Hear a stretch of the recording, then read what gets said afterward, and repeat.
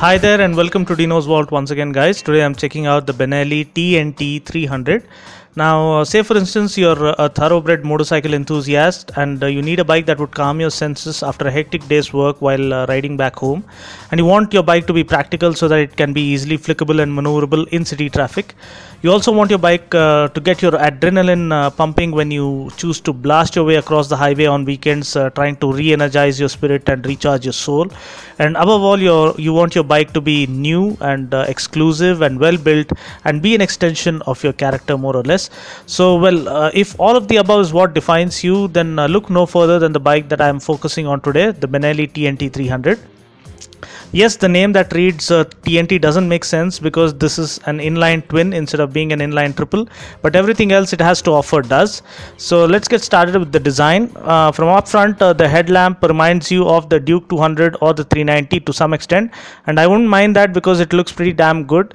And it also comes with a kind of a smoked effect for the pilot lamps. So you choose to take a look at its profile, and it gives you the impression that there are some design elements that look similar to that of the ER6N.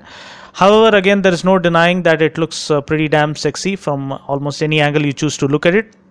The LED tail lamp is well integrated and the rear panels are well laid out. The tank is well sculpted and the tank scoops, the tank shrouds integrate very well with the overall design of the bike.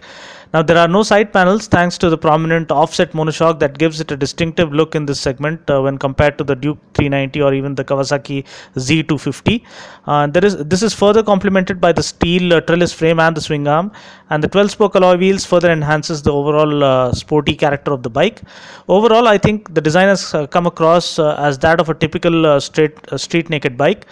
Talking about the competition, while the Duke 390 is all about a completely radical design concept, where it really suffers is the fact that it looks identical to its younger 200cc sibling. So it lacks the distinctive appeal that one would be looking for. And when it comes to the Z250, there's no doubt it looks absolutely stunning with its animalistic and aggressive design concept. But the TNT 300 has a nice and composed yet sophisticated look without coming across as a too radical or too in-your-face kind of a design, which might interest people across different age groups.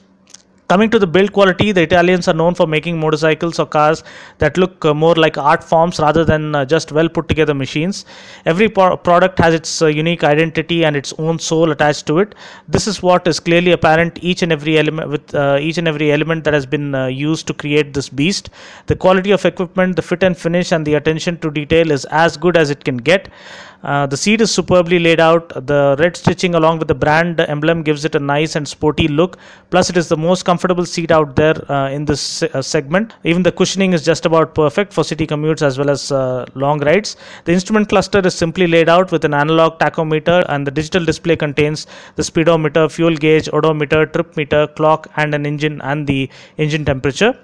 The switchgear is of good quality, and you do get the regular switches like high beam flasher and an engine kill switch. You also get a hazard light switch, and if I haven't mentioned already, TNT stands for Tornado Naked Tray, wherein tray means 3 or triple, implying the 3-cylinder engine that powers the TNT series of bikes from Benelli.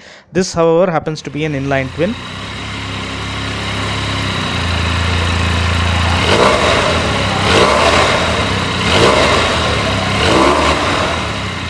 Talking about the engine, powering this bike, which is built like a tank, is an inline parallel twin cylinder 4-stroke 8-valve water-cooled 300cc engine that puts out a maximum power of 36.26 bhp at 11,500 rpm and 26.5 newton meters of torque at 10,000 rpm.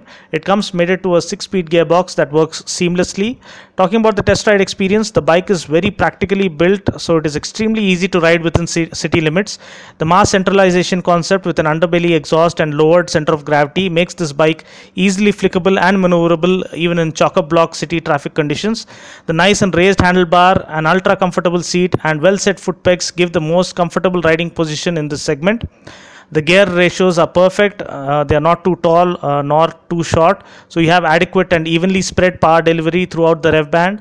The throttle response is absolutely magical, and when you combine that with the awesome background score of the exhaust, what follows is a ride so special that it will completely refresh your senses and help you let go of any unpleasant experiences you might have had in your personal life in the recent past. Now, this is the black color variant. It looks absolutely gorgeous in black, and the trellis frame painted in red further enhances the overall look and feel of the bike.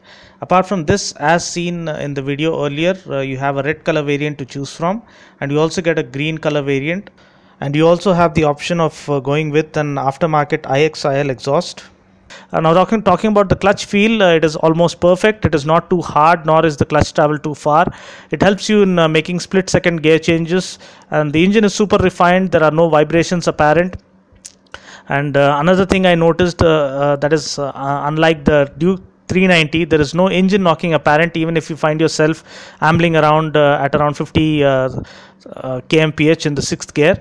And what is worth highlighting is the exhaust note. It is so supreme and so awe-inspiring that it gives you an impression as if there is a liter class bike around in the neighborhood every time you ring the throttle a wee bit.